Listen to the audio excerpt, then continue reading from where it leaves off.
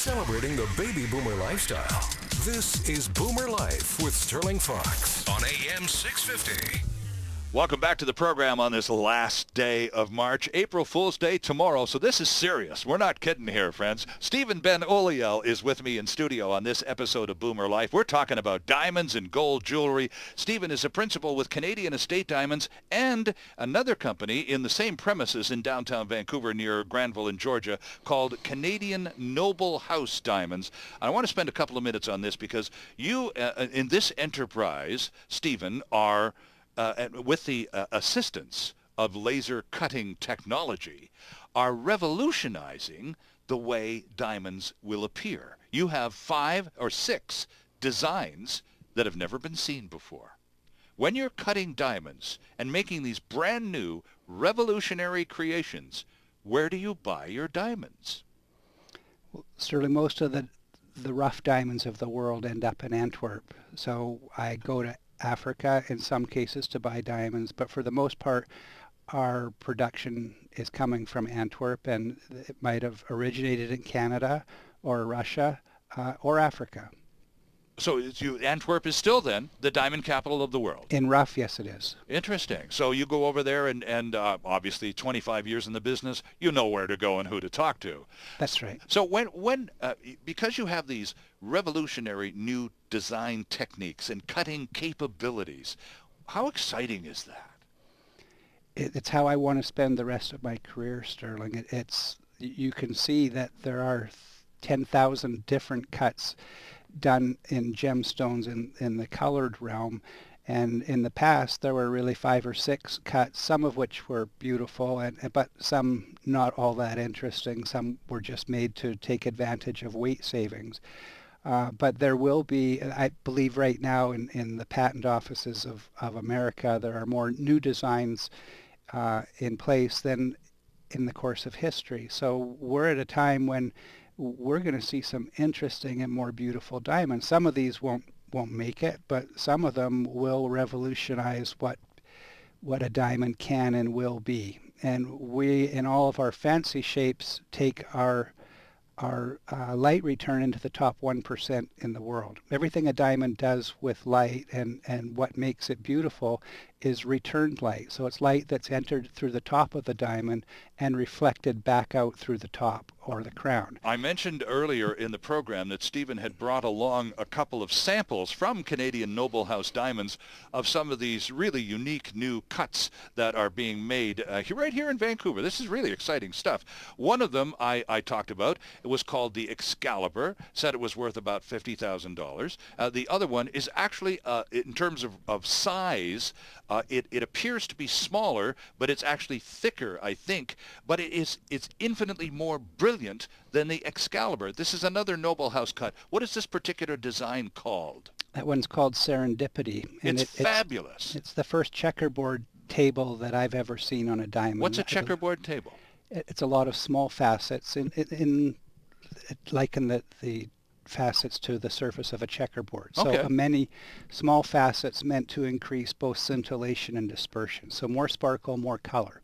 The Excalibur, alternatively, was a diamond that we created originally for a man. We thought that half of humanity is undersold in this product. Right. And some men would like to have a diamond, but they realize as well that they would like it perhaps more masculine and more subtle and more understated. So that's what Excalibur is. It's an opposed bar cut that originated in California in the 30s in colored gemstones, but never been done in a diamond before.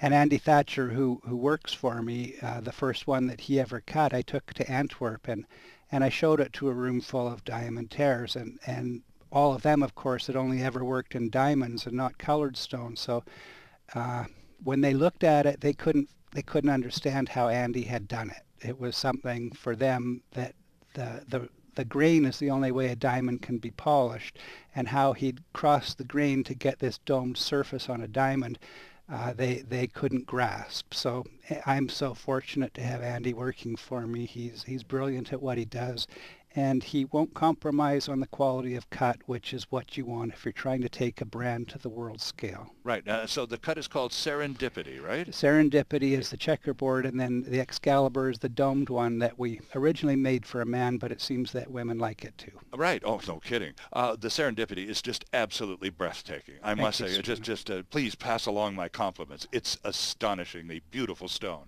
Where would a guy wear a diamond? I'm trying to think of where a wealthy guy would wear a diamond. You know what I'm thinking? I'm thinking like a tie bar. You know, because there's that little thing, and sometimes there's a little a decal or something in the middle. Generally, guys like things sort of subdued, and that would fit nicely. That wouldn't be be too flashy, right? No, it may be. I don't see the tie bar so much. It's kind of like the brooch.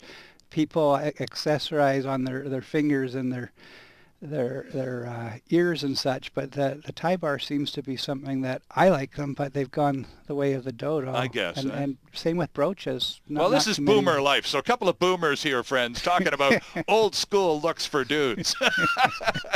But are men sort of coming around to diamonds, Stephen? Yes, because it can be something that's not as loud. It can be more subtle, and it can be understated elegance. If you think of something in a brushed white gold, and it's obviously a diamond, so it has that, it portrays somebody of a certain stature in society, but it's also just beautiful. Mm-hmm, mm-hmm.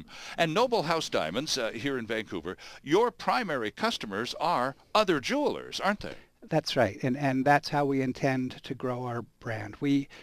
Our focus has always been the loose diamond. We know they will be married to some of the finest designs of this time, but we leave that in the hands of some of the best designers. So we'll go to 2 or 3 of the best independent jewelers in each city, and we'll tell them, look, we're going to sell these diamonds directly to the world online because that's the way the market goes, but we will give you a wholesale price so that you can give the consumer the design of their desire, and you can still make a profit on our diamond, and you can also benefit from the advertising that we'll mutually do, because for a brand to be great, it's got to be international. Right, and if you buy online, the only thing, I shop online a lot, but I don't buy much online because I'm a kick-the-tires touchy-feely kind of guy. Well, our generation is, but on the other hand, you can come to our office and you can watch your diamond being cut. Well, that's what I was just going to say. You know, I could feel pretty comfortable about everything except the sizing, the ring, and all. You know, if it's going to be a diamond ring of some kind, right? Wouldn't you want to be in a situation where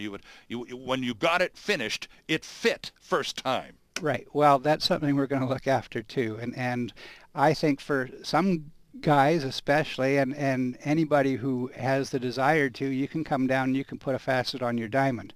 Andy might have conniptions while you're doing it, but we could arrange that. So that's another nice feature of Canadian Noble House Diamonds. Canadian Estate Diamonds, of course you take your merchandise to the appraisal place, but you can go watch. If you're buying something, and now maybe Andy's not going to be real thrilled about this part, but there is an opportunity at least to see your creation emerge. That's right. That's fun for me to show people what we do and what we're doing that's different in Vancouver and special to this one factory in the world. Mm-hmm. CanadianEstateDiamonds.com, obviously a very strong online presence and likely to get even more so as this business expands. Canadian Estate Diamonds and Noble House Diamonds.